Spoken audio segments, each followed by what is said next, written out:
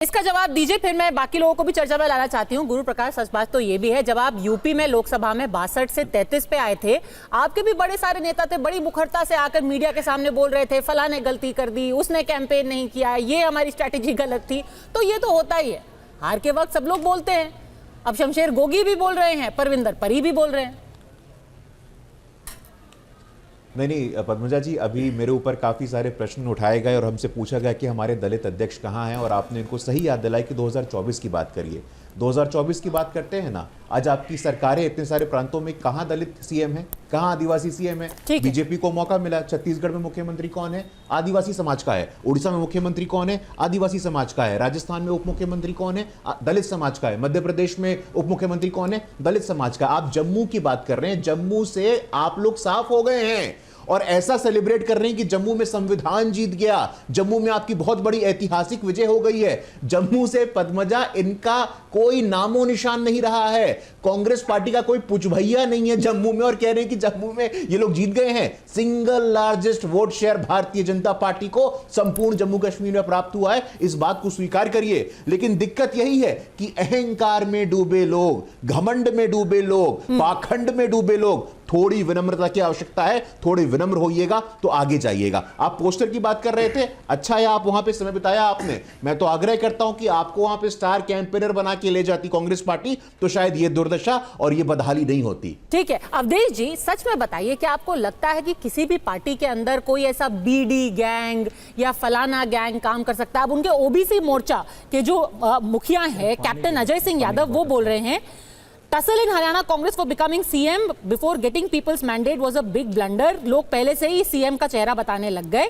वो ये तक कह रहे हैं कि अहीरवाल जो इलाका है, महेंद्रगढ़, गुरुग्राम, रेवाड़ी, फरीदाबाद, वहां पर कांग्रेस सिर्फ एक ही सीट जीती क्योंकि चेयरमैन एआईसीसी ओबीसी वो भी एक झुंझुना मात्र है। ये ओबीसी विंग के चीफ कह रहे हैं। क्या ये सब के सब लोग जो हैं अब चांस पे डांस कर रहे हैं कि भाई कांग्रेस हार गई है तो चलिए बहती गंगा में हम भी हाथ धो लेते हैं?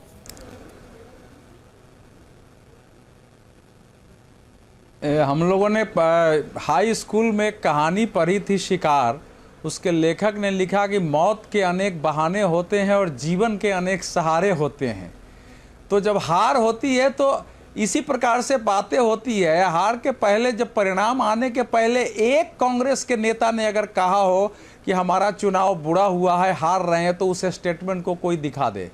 मेरे को जरूर बताया, चुनाव के पहले 5-7-8 दिन पहले मेरे को कांग्रेस के लोगों ने 20-22 वीडियो भेजे थे और टेलीविजन पर मैंने बोला था कि ये सारी सूचनाएं मुझे कांग्रेस के लोगों ने दी है कि जमीनी हालात अंदर से बदले हैं और उसके कारण दिख रहे थे। लेकिन यह बात सच है, देखिए हरियाणा में पार्टी के अंदर विद्रोही उम्मीदवार होना कोई नई बात नहीं है। आयाराम और गयाराम वहीं से निकले हैं। आयाराम जी कांग्रेस में थे, थोड़ी देर के बाद जो है दूसरी पार्टी में गए और फिर शाम को फिर आ गए कांग्रेस में। तब हुआ कि भाई आयाराम पहले गयाराम हुआ, गयाराम से आयाराम हो गया है। तो वहीं के रहे भारतीय जनता पार्टी के भी विद्रोही थे, हराने में लगे थे, खड़े थे, कांग्रेस के भी थे, इसमें कहीं कोई डाउट नहीं है, चारों तरफ थे। ये सब रहते हुए ही लोकसभा चुनाव में 5-5 सीटों नहीं, पर सच में कोई ऐसा गैंग हो सकता है कि जैसे आप हारे हुए विधायक बोल रहे हैं कि हमारी ही पार्टी के अंदर एक गैंग सक्रिय था? नहीं, ये केवल इस बात का द्योतक है कि एक पार्टी के अंदर अपने ही नेताओं को लेके कैसे दुश्मनी, घृणा का भाव है, ये इसका द्योतक है। कोई गैंग नहीं होता है, लेकिन पार्टियों में जरूर ऐसा चलता रहता कि ये इस पर ज्यादा कम ध्यान दो, ये करेंगे, और ये था वहां, लेकिन इतना ज्यादा भी नहीं था जिसकी बात अभी हो रही है। भूपेंद्र सिंह हुड्डा को मालूम था कि अगर विधायक एक भी कम होंगे और मेरा मुख्यमंत्री पद का दावा होगा तो कमजोर होगा, इसलिए अपने पैर पर कोई कुल्हाड़ी मारने के लिए नहीं जाएगा। कुछ जगह ऐसी स्थिति थी, वहां सभी नेताओं ने अपने अपने हाथ से टिकट बांटा। अगर शैलजा जी कह रही है तो शैलजा जी के लोगों को भी 8-9 टिकट मिला है। जो दूसरे 3-4 नेता थे, उन्होंने जिसको कहा 15 को कहा था, 8 को 7 को करके ऐसे एडजस्ट करने की कोशिश हुई। ये नहीं हुआ कि बाकी किसको टिकट देना चाहिए। देखिए समस्या वहां नहीं है। अगर ये कारण ये है कि वहां के लोगों ने हराया, तो क्या कांग्रेस का नेतृत्व, खासकर अभी जो राहुल गांधी जी के रणनीतिकार है, वो तो हार का कारण तंत्र को बता रहे हैं, वो हार का कारण चुनाव आयोग को बता रहे हैं, चुनाव आयोग तक जाकर के आप शिकायत कर रहे हैं, तो कारण तो एक ही हो सकता है ना। जमीनी हालत यह थी कि स्वयं कांग्रेस की अपनी भूमिका से भारतीय जनता पार्टी के जो नाराज रूठे समर्थक मतदाता थे, उनको आके खड़ा होना पड़ा कि हमारे पास कोई चारा नहीं है इसके अलावा। क्यों?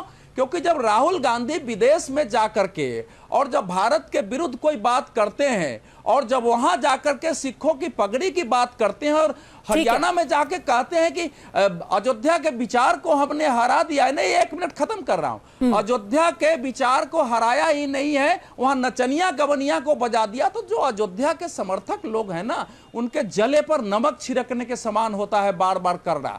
तो उनका एक रिएक्शन भी था कि भैया अच्छा या बुरा, अगर हम हिंदुत्व के लोग हैं, राष्ट्र की चिंता है, तो बीजेपी के अंदर लड़ लेंगे। ठीक है।